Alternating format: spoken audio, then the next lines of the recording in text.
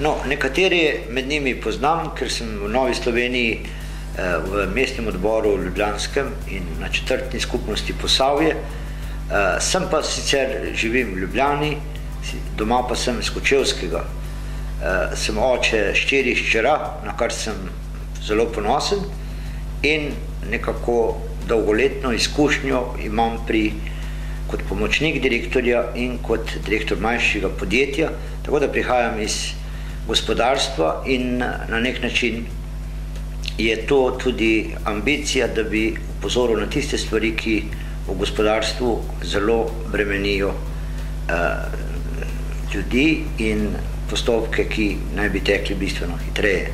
Hkrati pa v tej starostni kategoriji, ki po minimalnih standardih zdaj pripadam, čutim, da je potrebno vzbuditi energijo, ki je veliko in veliko modrosti, ki je pri teh ljudeh in to z vso ponižnostjo posredovati mlademu rodu. To je tisto, kar je znotraj stranke tudi potem obetavno, lahko obeta lepe sadove. Nova Slovenija je zame na nek način tista stranka, ki znova in znova mora obujati svoj v naslovu zapisan status, to pa je, da pripadamo krščanskemu izročilu in da smo krščanska ljudska stranka. Ker je ta liberalizem kot kislina načel stoletja dolgo tradicijo v vsej Evropi, ne samo v Sloveniji, mislim, da je morda nekako poslanstvo seniorjev, da sami na nek način v sebi obudimo to zavest in tudi na nek način odgovornost, da ne v naslovnjačih spremljamo dogajanje, ki ni dobro, ampak da skušamo vsak svoj delček prispevati in s tem tudi spodbuditi mlade, da bojo šli v smer, ki bo tudi zanje dobra. Znotraj seveda stranke si predstavljam, da naj vsakdo z vso ponižnostjo prispeva svoj delež in stranko vidim kot urejeno ali neurejeno podjetje. V urejenem podjetju se vsi trudijo, da bi služili istemu cilju, tudi takrat, ko jim to ne paše preveč. In mislim, da je to pomembno gojiti to kulturo, discipline in aktivnosti, ki ni samo moja ideja. Važno je, da se trudim za tisto, kar večina v nekem trenutku čuti kot poslanstvo stranke. To mislim, da moramo širiti znotraj in potem bo tudi naša učinkovitost večja.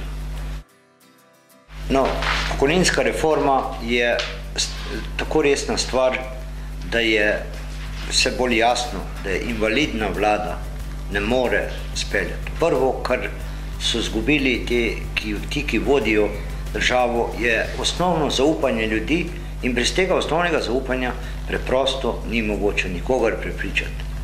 Hkrati pa se, in to smo izjavili tudi za tisk, se v zadnjem času ponavljajo kriminalna dejanja, ki jih nikdar ne bo nihče sankcioniral, ki pa ogrožajo ne samo pokojninsko reformo, ampak celotno funkcioniranje države. In mislim, da je v bistvu to treba jasno videti in hkrati se zavedati, da je to tlakovanje nekemu poti, nekemu totalitarnemu režimu, ne vem. Osebno sem zgrožen nad podobami, ki sem jih slučajno na televiziji videl ob tekmi Maribor-Domžale na Tromostovju. Komu pripadajo ti mladi ljudje in komu grozijo? To je sad neke vzgoje, ki nima krščanskega predznaka. In mislim, da ni Nova Slovenija samo njena naloga v tem, da diagnoze postavlja, in da dodaja k tej sramoti še svoj delež kritik in tako dalje. Jasno je, da so stvari popolnoma zavožene. In iz tega ven ni mogoče z kozmetičnimi popravki. Tukaj je potrebno radikalno spremeniti.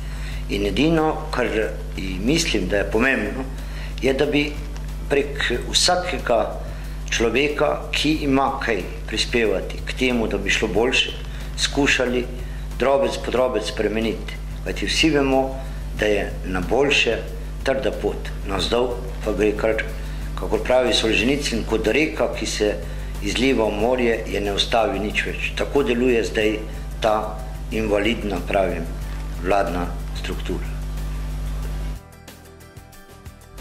Mislim, da je izpovedanega jasno, da je stališče seniorjev enako, tako kot v vsej stranki, da smo proti, mislim pa, da je pomembno poudariti, da naše nasprotovanje ne sloni na isti argumentaciji, kot jo imajo drugi, ki so pred kratkim obrnili hrbet, samo hrbet so sindikati obrnili vladajoči strukturi, hrbet je obrnil gospod Erjavec, ki je obljubljal še pred 2 letoma tisočaka brez zadrege, danes ponovno ponuja novo rešitev.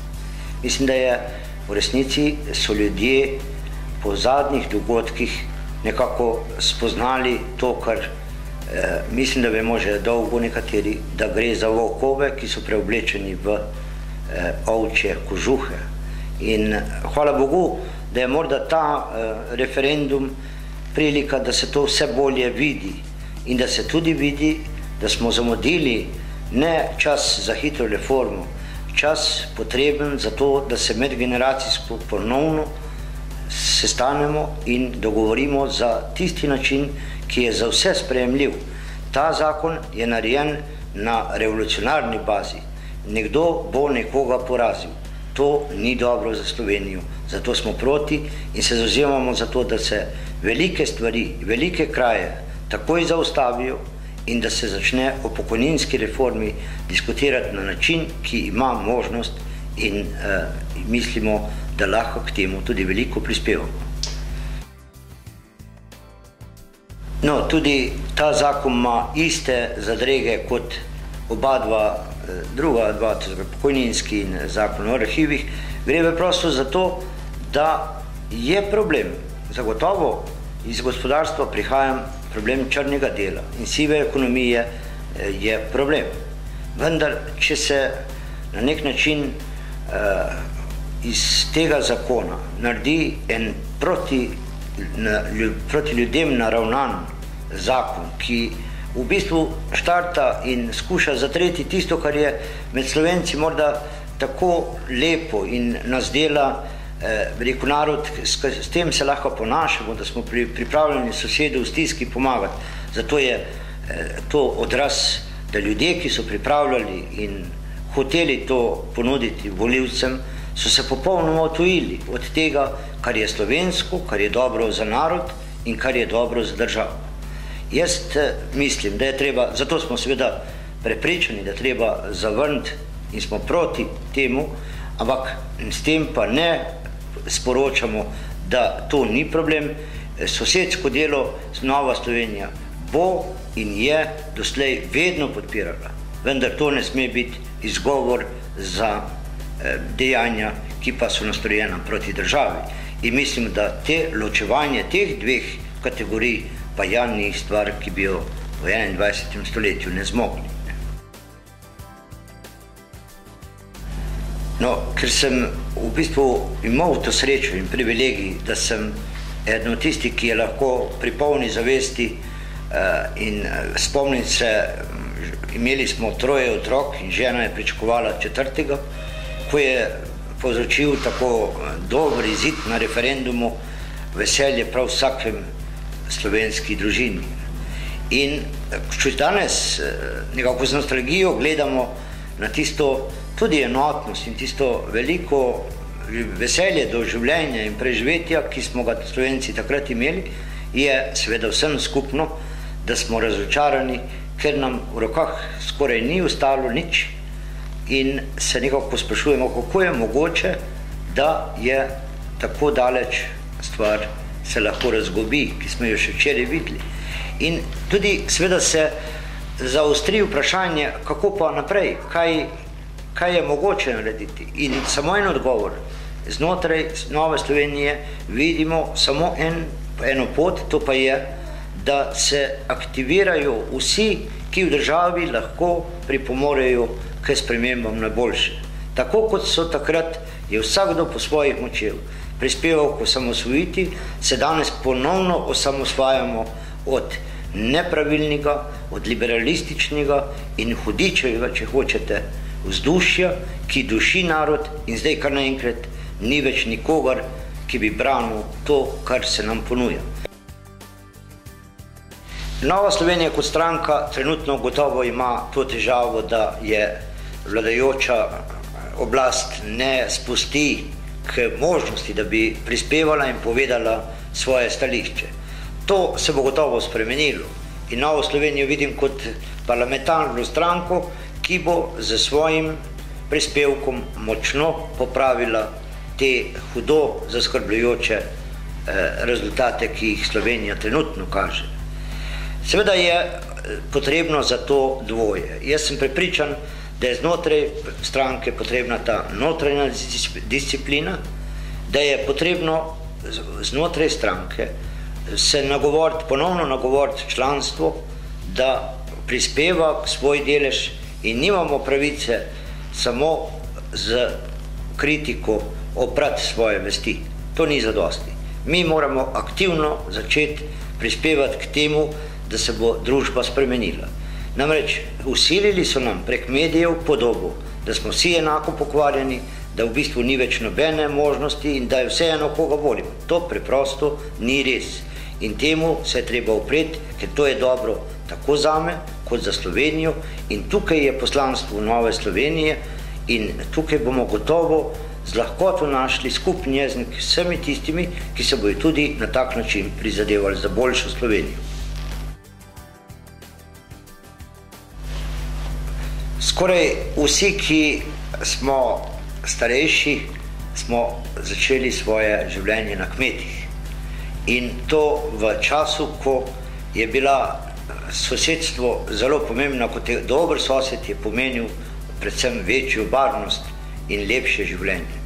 In danes pri tako zelo spremenjeni družbi je ponovno potrebno obujati te načine življenja, ki so ljudem v času, ko ni bilo interneta, ko ni bilo toliko možnosti, da bi se na najrazličnejše načine drogirali, če hočete, zabavali in izgubljali čas, da bi ponovno se vrnili k tistemu, kar vsi jasno čutimo, da je dober človek, s katerim porabiš čas, zelo dobro porabljen čas. Seveda je tudi naša dolžnost, in to je krščanstvu druga zapoved, da najprej uredimo odnos do sebe, potem pa z enako spoštljivostjo pristopimo vsakomur in če je kaj, potem je ta sosedski, naklonjen in božji pogled na sočloveka, to prava stvar, ki ga tudi v svojem naslovu Nova Slovenija nosi. Na to smo ne samo ponosni, ampak tudi z odgovornostjo čutimo, da je potrebno Sloveniji ravno to v tem trenutku najbolj.